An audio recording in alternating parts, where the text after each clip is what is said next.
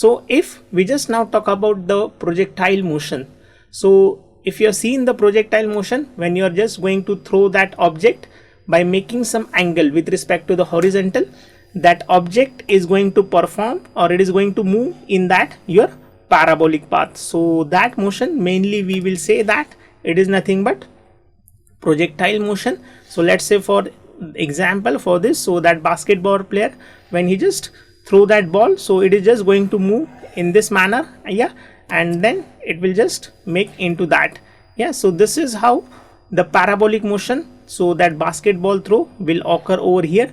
So what are the different things that we are just going to observe over here? This motion, we will say that it is under gravity. So that is also, we will say that under the gravity means when you are throwing any object in the upward direction, it will move into the again in the downward after some time. Again we are saying that it is a two-dimensional motion, so that already we have discussed, since it is a 2D motion, both x and y coordinates, they are going to change over here. Again that football player who just kicked that football, again it is going to perform that your parabolic motion, or you can say that the parabolic path, so which we are going to call it as a projectile motion. So this is how the diagram looks like. So you are just throwing the object and which makes certain angle with the horizontal, so that is your projectile motion. We are throwing it, let's say, with a certain velocity u. So basically what we will do over here, so we will divide this motion mainly into two parts just for understanding. One is nothing but the horizontal motion and one is the vertical motion. So if you say that this component of your velocity, that is a u, so that is a two components, that is nothing but ux, which is equals to u cos theta, and uy, which is nothing but u sin theta. So these are the two components, so which I have shown over here. So likewise this ux, okay, so which you can show over here, and this uy.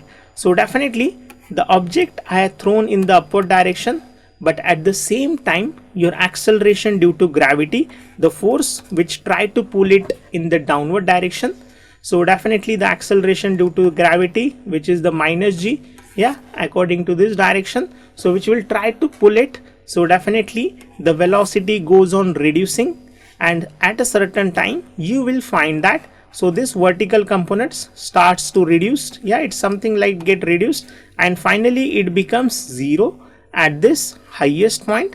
And again further you will find that there is the only horizontal component which is present over here, the horizontal component of velocity, which will be over here, likewise you can show, and the vertical components from this starting point up to the highest point goes on reducing. Why? Because the acceleration due to the gravity that is acting into the opposite direction, it will retard its motion because both are in the opposite direction. So finally it becomes 0, and when you can say that, so finally again after this highest point, so again its vertical component starts increasing and it will hit finally the ground. So this is how you will say, or you can show the path for that projectile for an object where we are just throwing it with certain velocity u. So now the most important thing, the horizontal component of velocity, it is not going to affect over here because there is no horizontal acceleration. The acceleration is present only in the vertical direction.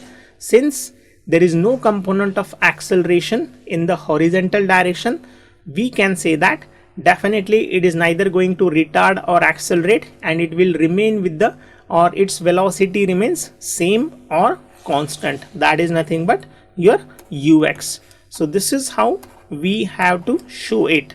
Again, that is the path that we have just shown according to this one.